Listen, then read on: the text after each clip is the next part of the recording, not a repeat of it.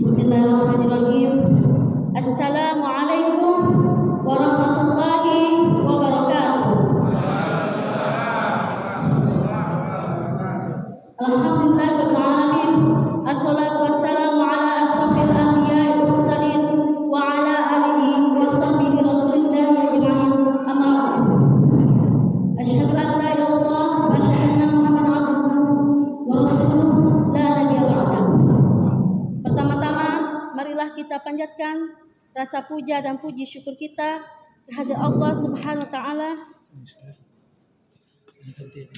sebagaimana telah melimpahkan kepada kita rahmatnya sehingga kita bisa berkumpul di Masjid Nurul Iman untuk melaksanakan sholat fardu berjamaah dan sholat sunnah berjamaah pada malam ke-21 ini. Tak lupa pula salawat berikan salam kita hadiahkan kepada Nabi kita Muhammad SAW dengan mengucapkan Allahumma sholli ala Muhammad wa ala ali Muhammad. Baik, tema kita pada malam hari ini adalah tentang i'tikaf, yaitu tata cara dan keutamaannya. I'tikaf berasal dari bahasa Arab yang akar katanya adalah akafa, yang berarti menetap. Ya, artinya menetap, mengurung diri dan terhalangi. Pengertiannya dalam konteks ibadah yaitu berdiam diri di dalam masjid atau mushola dalam rangka untuk mencari keridhaan Allah Subhanahu wa taala dan bermuhasabah atas perbuatan yang telah dilakukan. Jadi i'tikaf itu pertama berdiam diri, yang kedua berada di dalam masjid atau mushola lalu bermuhasabah.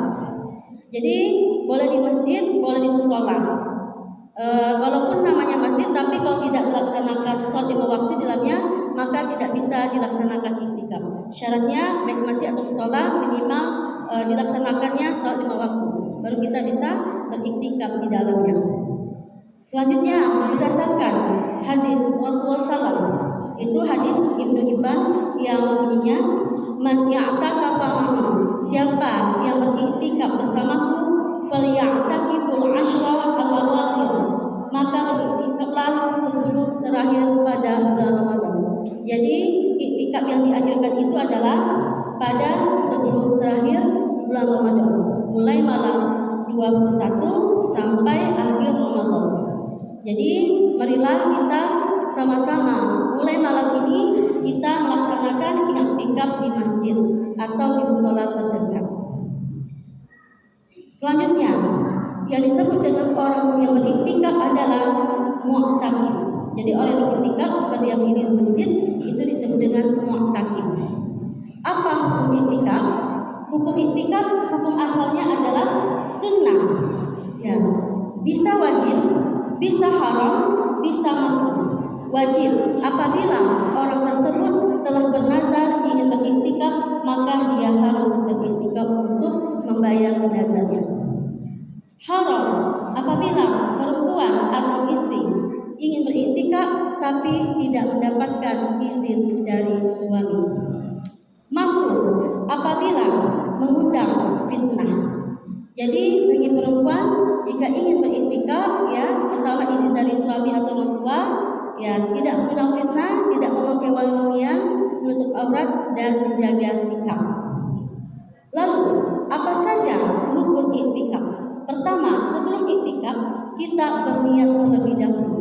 Maka jika kita tidak berniat terlebih dahulu, maka i'tikaf kita tidak sah. Misalnya harus i'tikaf berniat. Umpamanya Bapak Ibu malam ini di masjid, tetapi hanya di masjid saja ingin melaksanakan sholat berjamaah tanpa berniat untuk i'tikaf, maka tidak dinilai pahalanya seperti itu. Selanjutnya, ya berdiam di masjid. Maka syarat bagi laki-laki yang ingin beriktikaf, maka dia berdiam di masjid atau di mushola. Bagi perempuan ada yang berpendapat boleh di rumah, itu pendapat Hanafi. Tapi jika tidak mengandung mengundang fitnah, maka perempuan diizinkan untuk beriktikaf di masjid. Selanjutnya, harus ada orang beriktikaf. Lalu, apa saja syarat-syarat iktikaf? Pertama, harus beragama Islam, maka tidak berlaku bagi yang murtad. Selanjutnya, berakal sehat, tidak gila, tidak pingsan, ya, tidak mabuk, dan bebas dari hadas besar atau hadas kecil. Artinya, selama beriktikaf harus menjaga wudu. Nah, jika tidak memenuhi syarat-syarat tersebut, maka iktikafnya tidak sah. Lalu, apa tujuan iktikaf? Yaitu iktikaf dapat membantu, ya, mengevaluasi diri. Jadi selama kita beriktikaf tidak hanya sekedar menghatamkan Al-Quran, membaca selawat, berzikir atau sholat, tapi kita merenungi, bermuhasabah, mengevaluasi atas dosa-dosa yang telah kita perbuat selama ini. Selanjutnya, fokus pada diri sendiri, menjauhi manusia, ya, menjauhi kesibukan dunia, menjauhi kesombongan. Jadi kita selama beriktikaf fokus hablum minallah. Lalu apa saja keutamaan iktikaf? Berdasarkan hadis Nabi SAW, yaitu untuk tujuannya adalah untuk menggapai malam Lailatul Qadar. Lailatul Qadar itu dari Aisyah, ya, hadis yang diriwayatkan oleh muttafaqun alaih. An Aisyah radhiyallahu anha qalat anna Rasulullah sallallahu kana ya'takiful ashra awakhir. Bahwasanya Rasulullah sallallahu beriktikaf pada 10 malam terakhir pada bulan Ramadan. Hatta tawaffahullah, sampai Allah mewafatkannya. Summa i'takafa azwajuhu, ya. Lalu istri-istrinya beriktikaf, ya, min ba'di, setelah wafatnya Rasulullah SAW. Muttafaqun alaih. Hadis yang diriwayatkan oleh muttafaqun alaih. Pertama, tujuannya adalah untuk mendapatkan malam Lailatul Qadar. Jadi perbanyak kita berdoa, yang doanya adalah lafaz doanya Allahumma innaka afuwun tuhibbul afwa fa'fu anni. Ya Allah, sesungguhnya Engkau Maha Pengampun, maka ampunilah dosa-dosa hamba-Mu. Lalu, ya, keutamaan iktikaf berikutnya adalah mendapat pahala, ya, setiap saat, seperti sholat, zikir, bersalawat, berdoa, bermuhasabah, tadabbur, dan lain-lain. Selanjutnya, iktikaf ini adalah merupakan sunnah Rasul. Lalu dosa dapat dihapuskan berdasarkan hadis Ibnu Majah, yang artinya berdiam diri dari dosa dianggapkan baginya seperti orang yang melakukan kebaikan. Jadi iktikaf itu dapat mengumpulkan dosa-dosa. Selanjutnya, seperti pahala haji dan umroh. Hadis yang diriwayatkan oleh Baihaqi. Jadi 10 hari pada bulan Ramadan itu sama utamanya seperti haji dan umroh. Selanjutnya, mendapatkan malam Lailatul Qadar. Lalu apa yang dilakukan selama iktikaf? Yaitu memperbanyak, ya, membaca Al-Quran, berinfak dan sedekah. Lalu adab-adab iktikaf.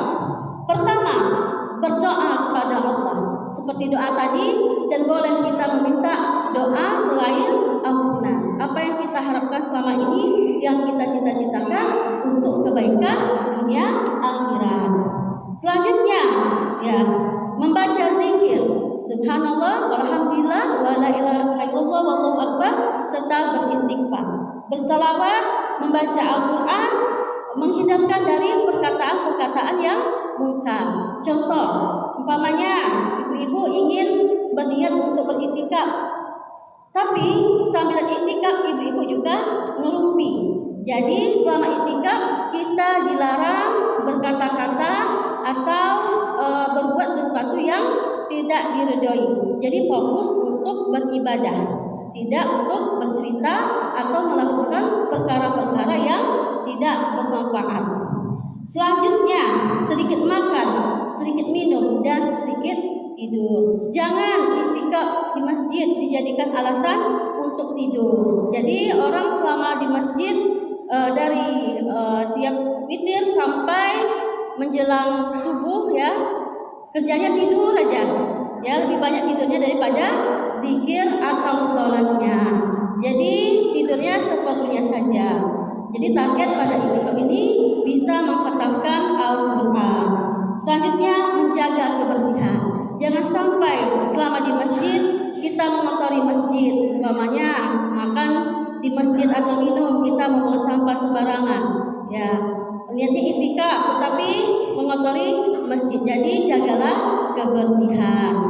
Lalu apa saja hal-hal yang membatalkan iktikaf?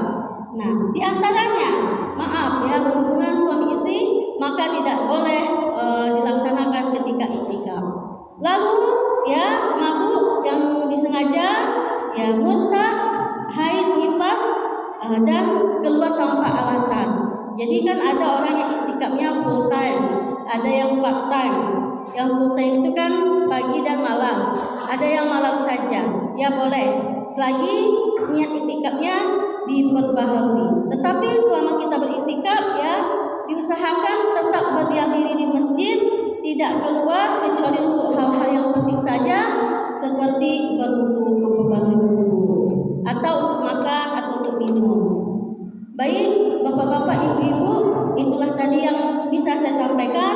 Semoga apa yang disampaikan pada malam hari ini tidak sekedar wawasan keilmuan saja, tetapi langsung kita amalkan mulai pada malam hari ini. Semoga harapan kita mendapatkan malam Lailatul Qadar ya lebih baik daripada 1000 bulan. Semoga Allah mengabulkan harapan kita dan bisa mempertemukan kita dengan malam Lailatul Qadar sehingga bisa mengampuni dosa-dosa kita, sehingga kita bisa menjadi orang yang bertakwa dan menjadi orang yang menang pada hari raya itu. Itulah tadi yang bisa saya sampaikan. Semoga bermanfaat. Kita cukupkan dengan membaca hamdalah alhamdulillahirabbil alamin dan doa untuk majelis. Subhanallahumma wa bihamdika asyhadu an la ilaha illa anta astaghfiruka wa atubu ilaik. Assalamualaikum